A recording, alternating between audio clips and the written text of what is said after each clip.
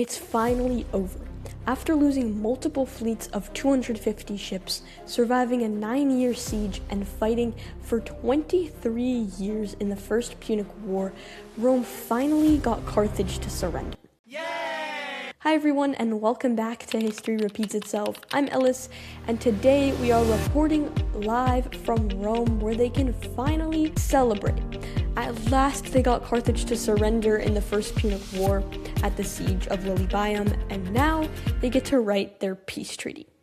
Let's just say the Carthaginians are in for it. Rome's terms are that Carthage has to leave the island of Sicily to Rome, which is the island that started the whole war, return all its prisoners of war, and it can't fight with Syracuse or its allies. And worst of all, Carthage has to pay Rome the equivalent of $40 million.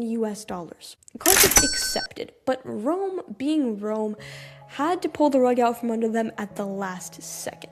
They switched the terms right before Carthage could sign, and now the Carthaginians have to pay the equivalent of $169 million over 10 years. Hamilcar Barca, the Carthaginian general who almost won the war for Carthage at the siege of Lilybaeum, had an idea to be able to pay off these debts to Rome. He asked Carthage to send him to Spain to take advantage of the lucrative silver mines there. But in reality, he was going to use that money to go on a revenge spree of Rome. And get this, he's taking his 9-year-old son Hannibal with him to instill the same values of vengeance and hatred of Rome in his son that he has in himself.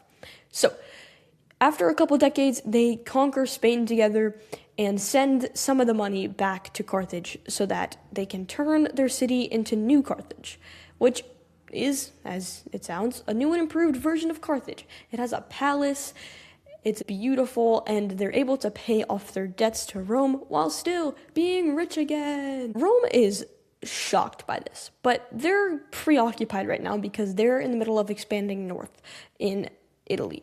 So they just create something called the Urbo Treaty, which the Urbo River is a river that's going to separate Carthaginian land from Roman land. And I'll put a picture right here, but essentially anything below the river is the Carthaginians, and anything above the river is the Romans.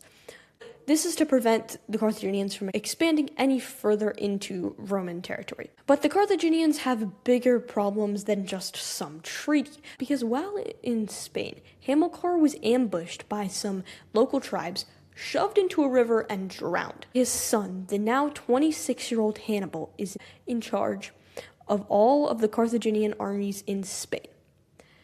What could possibly go wrong? So, next time we're going to have a special episode talking about Xanthippus and Regulus. Remember those guys? Their connection to our modern political climate. So, when the news breaks, you'll hear it here first on History Repeats Itself. Thank you for watching. And let's go, Knicks. Game 5 today in San Antonio. Comment if you're a Knicks fan. Let's go. Our first championship in 53 years.